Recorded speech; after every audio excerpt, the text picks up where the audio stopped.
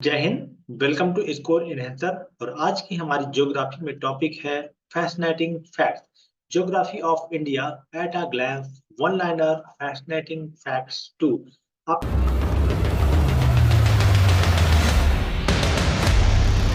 आपको बता दें कि हमारे देश में अगर बात की जाती है राज्यों की या उनसे संबंधित जिलों की, तो बहुत सारी विविधताएं हैं जिनको हम अपने ज्योग्राफी में पढ़ते हैं। लेकिन इनिशियल स्टेज में आपको कुछ बताने के लिए कुछ उचित चीजें होनी चाहिए, और उसमें कुछ ऐसे तथ्य हैं जो फैसिनेटिंग फैक्ट्स के माध्यम से आपको बताया जा रहा है। तो इन्हीं में हमारे कुछ टॉपिक्स हैं जिनको हम लोग क्लियर करते हैं। इसमें पहला है कि फैसिनेटिंग फैक्ट होता क्या है कि हमारे देश से संबंधित जितनी भी सारी चीजें हैं और विदेशों से संबंधित जितनी भी सारी चीजें हैं, ये एक अर्थ पर है। और अर्थ हमारे यूनिवर्स का एक प्लेनेट है, और इस प्लेनेट से जुड़े हुए विविधताओं वाले क्वेश्चन हम आपको बताते रहते हैं। तो वेलकम टू स्कोर इनहेंसर। और इसमें the Indian name of constellation इस नक्षत्र, आपको बता दें कि जब आप ज्योतिषों की बात करते हैं या किसी और की बात करते हैं, तो यहाँ पे ज्योतिषीय गणना हो या भूगोल की बातें की जाती हैं, तो नक्षत्रों की संख्या जो है वो कितनी है?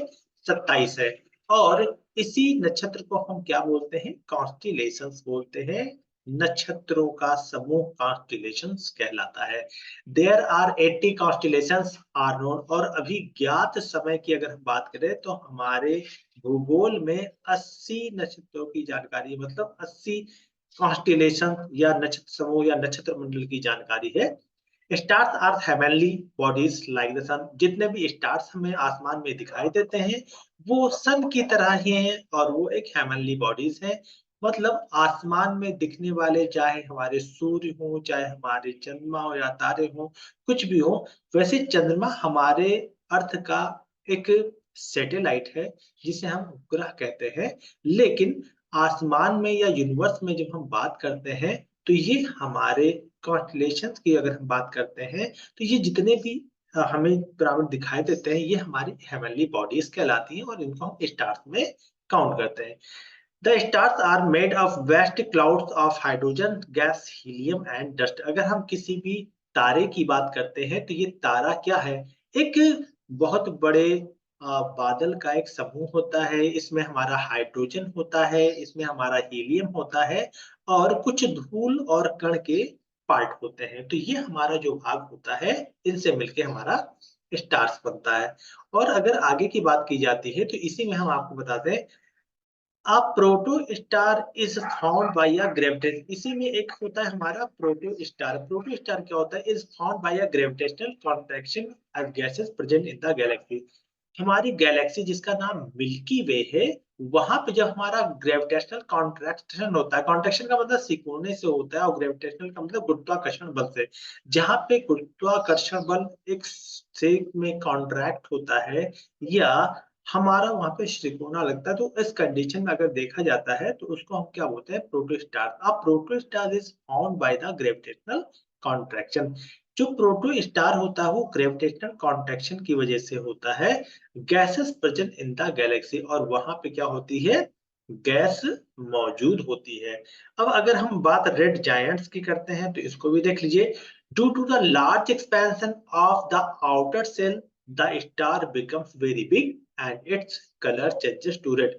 जब कोई भी बड़ा स्टार, या कह सकते हैं कि कोई भी स्टार जब वो एक्सपेंस होता है, मतलब बढ़ता है, उसके आकार में बढ़ोतरी होती है, तो उसका जो बाहरी शिरा होता है, बाहरी जो सेल होता है, वो बहुत बढ़ चुका होता है, और जो बढ़ने के कारण उसका जो रंग होता है वो क्या हो जाता है? लाल हो जाता है। और इसी लाल की वजह से उसको हम क्या बोलते हैं? रेड जायंट बोलते हैं। अ जायंट स्टार फेस में and or nova when brightness increases to 20 magnitude or more, it is called supernova।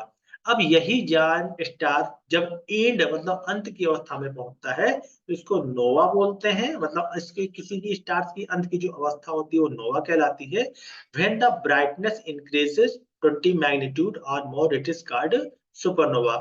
और इसी नोवा के जब 20 मैग्नीट्यूड से अधिक ब्राइटनेस हो जाती है, मतलब जैसे ब्राइटनेस बढ़ जाती है, तो ब्राइटनेस बढ़ने की वजह से ये हमारा नोवा क्या हो जाता है? सुपरनोवा हो जाता है। When the size of stars fools contracts, it becomes a white dwarf। और जब कभी भी तारों का आकार छोटा होता है, सिकुड़ते हैं या ठंडे होते हैं, जब कोई भी तारा सिकुड़ेगा, ठंडा होगा, तो वो किस में बदल जाता है? व्हाइट डॉट्स में बदल जाता है। तो व्हाइट डॉट्स से बहुत सारे क्वेश्चन पूछे जाते हैं, तो इनको भी आप जानिए। एक अवस्था कौन सी होती है? जब तारा ठंडा होगा और सिकुड़ेगा तभी ये अवस्था आती है, और वो क्या कहलाता है? व्हाइट डॉट्स कहलाता है। सुपरनोवा, अगर हम सुपरनोवा की कंडीशन को देखते हैं तो सुपरनोवा क्या होता है? Supernova explosion in a star bigger than the sun but not more than twice as big known as neutron star. अब सुपरनोवा जब बड़ा होता है और फटता है या फूटता है, तो उस कंडीशन में ये क्या कहलाता है? एक न्यूट्रॉन स्टार बन जाता है। क्यों बन जाता है? कि explosion in a star bigger than the sun but not more than twice a big. मतलब सन से आकार से भी बड़ा हो जाता है, लेकिन उससे कोई बहुत ज्यादा बड़ा नहीं है। सन के आकार से का मतलब ये होता है कि जब हमारा सुपरनोवा फूटता है या फटता है, तो उसके विस्तार में बहुत सारा फैलाव एकत्रित होता है, और उस कंडीशन को हम क्या बोलते हैं? न्यूट्रॉन स्टार बोलते हैं। इसी में एक आता है spinning neutron stars emits radio waves. मतलब ऐसे स्टार्स जो रेडियो वेव्स निकालते हैं, जिनमें रेडियो वेव्स होती है, उसको हम क्या बोलते हैं? पल्सर बोलते हैं।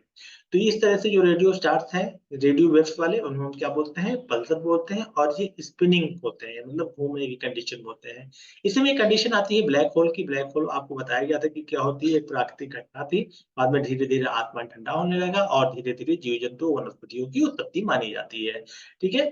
तो is an object where a strong gravitational field that even light can not escape from its surface. अब इस ब्लैक होल के बाद से एक हमारी थ्योरी इसी में आती है, जिस थ्योरी को हम क्या बोलते हैं? बिग बैंग बोलते हैं। तो बिग बैंग की जो अवस्था है उसको भी जानिए। ये हमारी जो बिग बैंग हम आपको बताएंगे। तो ये बिग बैंग इसी के बाद की एक अवस्था होती है, इसको हमें सीखना होगा बिग बैंग। ठीक है? तो black hole is an object where a strong gravitational field that even light can not escape from its surface. तो ये अवस्था वो होती है जहां से कोई भी गुरुत्वाकर्षण बल, ना लाइट नहीं निकल पाती है। उस अवस्था को क्या हम बोलते हैं? ब्लैक होल बोलते हैं। तो आज के ज्योग्राफी सेक्शन में यही तक। मिलते हैं नेक्स्ट सेगमेंट में नए तथ्यों और नए विश्लेषणों के साथ। तब तक के लिए स्कोर एनहांसर की तरफ से जय हिंद, जय भारत।